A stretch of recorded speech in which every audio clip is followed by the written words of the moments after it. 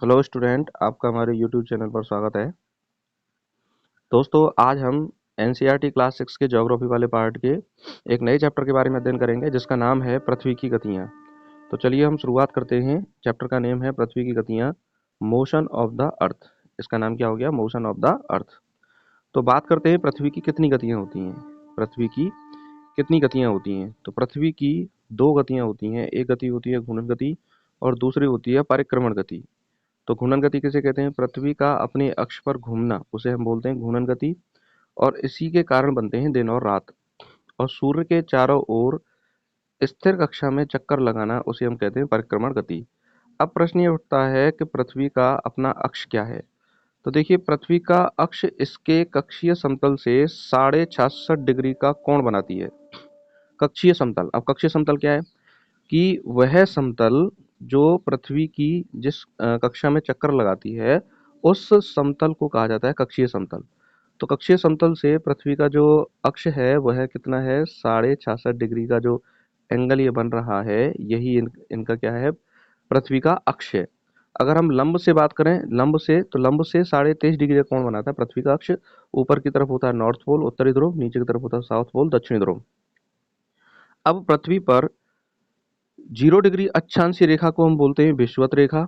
और 23.5 डिग्री अक्षांशीय रेखा को, 23.5 डिग्री अक्षांशीय रेखा जो है, 23.5 डिग्री अक्षांशीय रेखा उत्तर की तरफ जो है वह हो जाती है आपकी कर्क रेखा। और 23.5 डिग्री अक्षांशीय रेखा दक्षिण की तरफ होती है, वह होती है मकर रेखा। तो पृथ्वी पर तीन प्रमुख रेखाएं होती हैं अक्षांशों के आधार पर: कर्क रेखा, विषुवत रेखा और मकर रेखा। पृथ्वी सूर्य से प्रकाश प्राप्त करती है, अर्थात पृथ्वी पर ऊर्जा का एकमात्र स्रोत क्या है? सूर्य है। एक समय में आधे भाग में दिन और आधे भाग में क्या होती है? रात होती है। तो देखिए, दिन और रात का जो चक्र है वह पृथ्वी की घूर्णन गति के कारण होता है। हम अभी चर्चा कर चुके हैं। प्रदीप्त वृत्त किसे कहते हैं? Circle of illumination. देखिए, ग्लोब पर या पृथ्वी पर वह वृत्त जो दिन और रात को विभाजित करता है, उसे हम क्या बोलते हैं? प्रदीप्त वृत्त बोलते हैं। देखिए, एग्जाम्पल के रूप में हम बात करें तो ये है सूर्य। सूर्य से क्या मिल रहा है? हमें प्रकाश मिल रहा है। और जिस सामने वाले भाग पर प्रकाश पड़ रहा है वहां होता है दिन, और जहां प्रकाश नहीं पड़ रहा है वहां होती है रात। तो ये वह सर्कल जो ये निर्धारित करता है कि दिन और रात के बीच क्या अंतर होना चाहिए, तो उस सर्कल को हम बोलते हैं प्रदीप्त वृत्त, सर्कल ऑफ इल्यूमिनेशन। और पृथ्वी, देखिए पृथ्वी की जो अक्ष है वो कहाँ से कहाँ घूर्णन करती है? हमेशा पृथ्वी की अक्ष पूर्व से पश्चिम की ओर घूर्णन करती है। कहाँ से कहाँ? पूर्व से पश्चिम की ओर घूर्णन करती है। ये प्रश्न भी पूछा जाता है, तो इसको भी हमें याद रखना है। अब हम बात करते हैं कि किताब में बताया गया है, भारतीय खगोल शास्त्री आर्यभट्ट ने बताया कि पृथ्वी गोल है और अपने अक्ष पर घूर्णन करती है। पृथ्वी अपने अक्ष पर घूर्णन करती है। प्रश्न ये उठता है कि अगर पृथ्वी घूर्णन नहीं करे तो क्या होगा? अगर पृथ्वी घूर्णन नहीं करे तो सूर्य के तरफ वाले भाग में हमेशा दिन होगा और लगातार गर्मी पड़ेगी, जबकि दूसरे भाग में हमेशा अंधेरा या रात होगी और पूरे समय ठंड पड़ेगी। तो इस अवस्था में जीवन जीना संभव नहीं है। तो वहां पर हम जीवन की कल्पना नहीं कर सकते अगर पृथ्वी घूर्णन नहीं करे तो। अब हम बात करें पृथ्वी अपने अक्ष पर कितने समय में घूमती है। तो पृथ्वी अपने अक्ष पर घूर्णन करने में उसे 24 घंटे का समय लगता है। जबकि पृथ्वी का परिक्रमण समय, परिक्रमण समय से मतलब यह है कि पृथ्वी सूर्य के चारों ओर कितनी देर में चक्कर लगा लेती है। तो पृथ्वी 365 सही 1/4 दिन में सूर्य के चारों ओर चक्कर लगाती है, अर्थात 365 दिन 6 घंटे। अब ये 6 घंटे जो है वो सामान्यतः हम नहीं गिनते नॉर्मल वर्षों के दौरान। ये 4 वर्ष में 24 घंटे हो जाते हैं, यानी एक दिन के बराबर हो जाते हैं। तो प्रत्येक 4 वर्ष बाद लीप वर्ष आती है जो 366 दिन की होती है। इस लीप वर्ष में फरवरी 29 दिन की होती है। पृथ्वी दीर्घ वृत्ताकार पथ में सूर्य के चारों ओर चक्कर लगाती है, जिसके कारण ऋतुओं में क्या होता है? परिवर्तन होता है। तो इंपॉर्टेंट है, ये पूछा जाता है कि ऋतुओं में परिवर्तन किसके कारण होता है? परिक्रमण गति का कारण होता है, अर्थात सूर्य के चारों ओर चक्कर लगाने के कारण होता है। ऋतु कौन कौन सी? गर्मी, सर्दी, बसंत ऋतु और शरद ऋतु। तो ये ऋतुएं जो हैं वो क्रमशः पृथ्वी पर आती रहती हैं। चलिए आगे हम बात करें, ये ऋतुएं कब कब कैसे कैसे आती हैं। जैसे हम बात करें 21 जून को, 21 जून को पृथ्वी का उत्तरी गोलार्ध सूर्य की तरफ झुका हुआ है, अतः कर्क रेखा पर सूर्य की सीधी किरणें पड़ती हैं और ध्रुवों के पास सूर्य की तिरछी किरणें पड़ती हैं। तो ऐसी स्थिति को उत्तर अयनांत या समर सोल्स्टाइस कहते हैं। सोल्स्टाइस कहते हैं। अब देखिए, दक्षिण ध्रुव पर क्या होगी?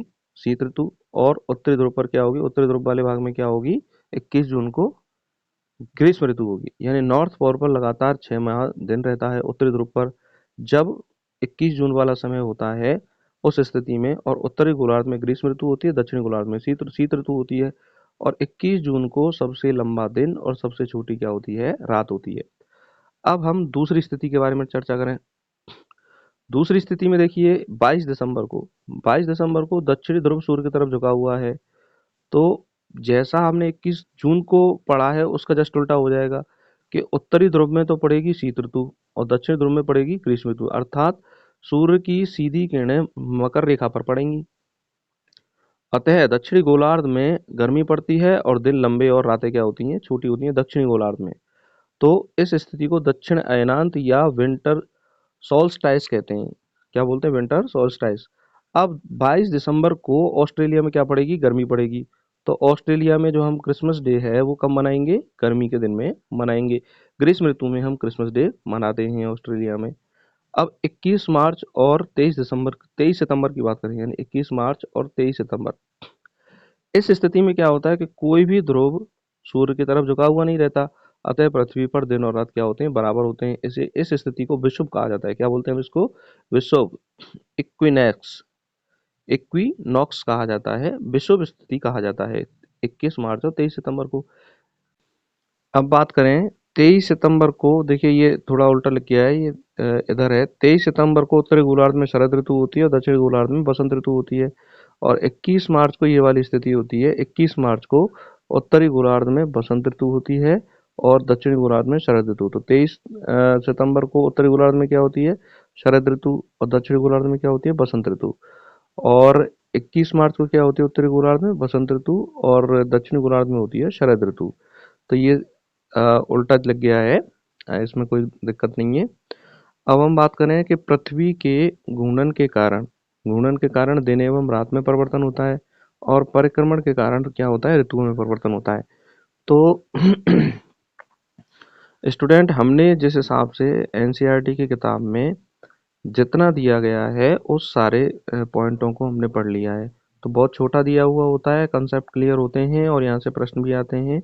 और एनसीईआरटी का अध्ययन अपने आप में एक बेमिसाल है। तो इसका अध्ययन करते रहिए आप और लगातार सीखते रहिए, चैनल से जुड़े रहिए। और जो भी स्टूडेंट इस चैनल को पहली बार देख रहे हैं, चैनल को ज़रूर सब्सक्राइब करें। और इसी के साथ मैं ये कहना चाहूँगा कि हमारी जितनी भी एनसीईआरटी की अदर क्लासेज हैं उनको ज़रूर देखें, जिससे कि आपको अन्य सब्जेक्ट के जो कंसेप्ट हैं वो क्लियर होते रहें। और इसी के साथ नमस्कार, धन्यवाद।